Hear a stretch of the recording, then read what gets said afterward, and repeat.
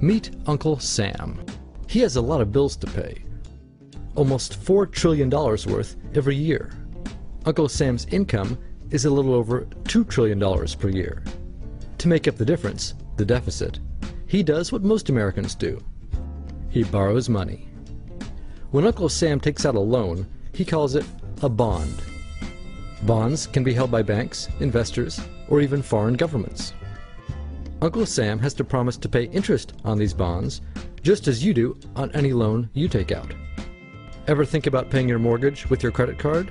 That's exactly what Uncle Sam does. He takes out new loans, new bonds, so that he can make payments on the old ones. All those loans, and especially all that interest, adds up. Right now, Uncle Sam owes about $14 trillion. To put that in perspective, 14 trillion is about the same as the national GDP, the total value of all the goods and services produced by the American economy in an entire year. It's such a huge amount of money that Uncle Sam is starting to run out of people to borrow from, and he's having trouble just paying the interest on his loans. The obvious solution would be to either cut spending or increase taxes. But if he cuts spending, the people that he's spending money on would complain that they don't have money to spend, and that he was hurting the economy. If he tried to raise taxes enough to close this gap, not only would people definitely have less money to spend, he'd probably have riots on his hands. So Uncle Sam chooses the easy way to make money. Just make it. He calls up the Federal Reserve, which is our central bank, and, like magic, dollars are created and deposited in banks all around America. The problem is that the more of something there is, the less it's worth. Same goes for the US dollar. The more dollars there are, the less each one will buy.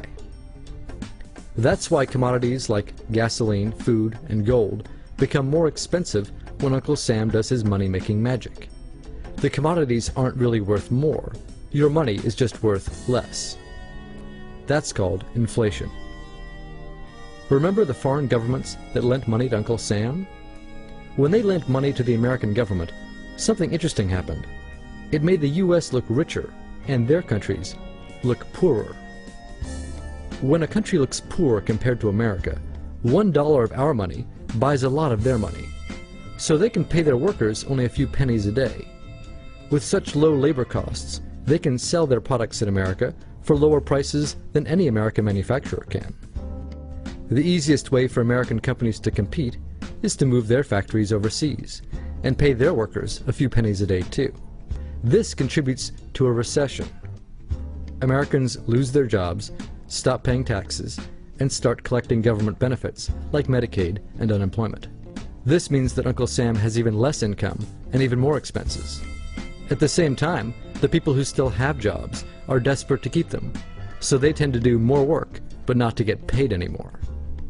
When your dollars are worth less, and you're not earning more of them, that's called stagflation. And this is why Uncle Sam is in a catch-22. He can't raise taxes or cut spending without making the recession worse.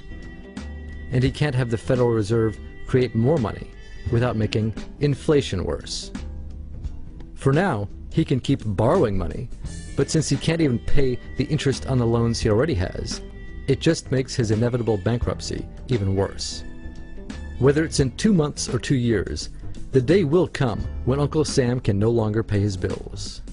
When that happens, the banks, investors, and foreign governments who are counting on that money won't be able to pay their bills. You see, just like Uncle Sam, governments, banks, and corporations don't actually have much money. Mostly, all they have is debt to each other. If one link in the debt chain stops paying, defaults, the whole thing falls apart. If investors can't pay their bills, corporations won't be able to pay their employees. If banks can't pay their bills, you won't be able to take out a loan, use a credit card, or even withdraw your savings.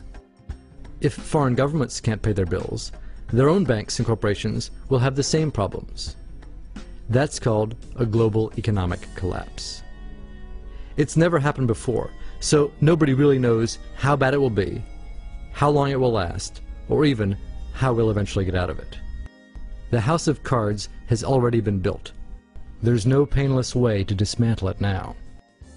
All we can do is to educate each other about what's actually going on, and to prepare for what may be very extraordinary circumstances.